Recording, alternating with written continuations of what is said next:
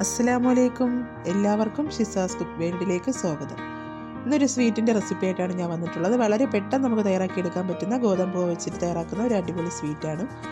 അപ്പോൾ നേരെ വീഡിയോയിലോട്ട് പോകാം. ഞാനൊരു പാൻ എടുത്തതിന് ശേഷം ഒരു 5 ടേബിൾ സ്പൂൺ നെയ്യാണ് ഒഴിച്ചു കൊടുത്തിട്ടുള്ളത്. അതിലോട്ടൊരു 1.5 കപ്പ് ഗോതമ്പ് മാവാണ് ഇട്ട് കൊടുത്തിട്ടുള്ളത്. അത് നല്ലതുപോലെ ഒന്ന് നമുക്ക് ഇതിലിട്ട് ഈ നെയ്യിലിട്ടൊന്ന് റോസ്റ്റ് ചെയ്തെടുക്കാം.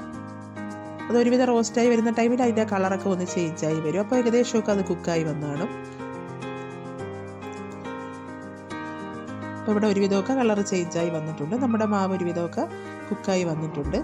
ഇനി ഇതിലോട്ട് ഞാൻ ചേർത്ത് കൊടുക്കാൻ പോകുന്നത് ഒരു 100 ഗ്രാം ശർക്കരയിൽ 1/2 കപ്പ് വെള്ളവും കൂടി ചേർത്ത് മെൽറ്റ് ചെയ്തെടുത്തതാണ് ഒഴിച്ചു കൊടുക്കുന്നത്. അതും കൂടി ഒഴിച്ചു കൊടുത്തതിന് ശേഷം നല്ലതുപോലെ ഒന്ന് ഇളക്കി കൊടുക്കാം. നമുക്ക്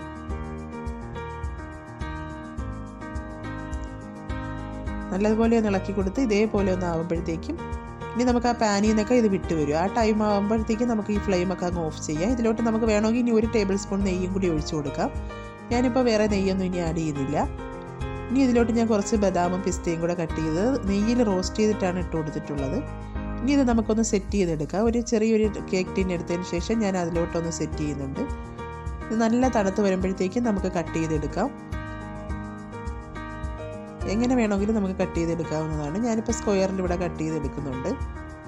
അടിപൊളി ഒരു ബർഫിയാണ് ഇപ്പോൾ ഇവിടെ തയ്യാറാക്കിയിരിക്കുന്നത്. ഗോതമ്പ് വെച്ചിട്ട് വളരെ പെട്ടെന്ന് നമുക്ക് തയ്യാറാക്കിയെടുക്കാൻ പറ്റുന്ന നല്ലൊരു ബർഫിയാണിത്. എല്ലാവരും ഒന്ന് ട്രൈ ചെയ്ത് നോക്കുക. എൻ്റെ വീഡിയോ ഫുൾ കണ്ടിട്ട് ഇഷ്ടപ്പെട്ടാൽ ലൈക്ക് ചെയ്യാനും ഷെയർ ചെയ്യാനും സബ്സ്ക്രൈബ് ചെയ്യാനൊന്നും ആരും മറക്കരുത് കേട്ടോ. എല്ലാവരും ട്രൈ ചെയ്ത് നോക്കുക. അടുത്ത പ്രാവശ്യം നല്ലൊരു റെസിപ്പി ആയിട്ട് വരാം. Okay, thank you.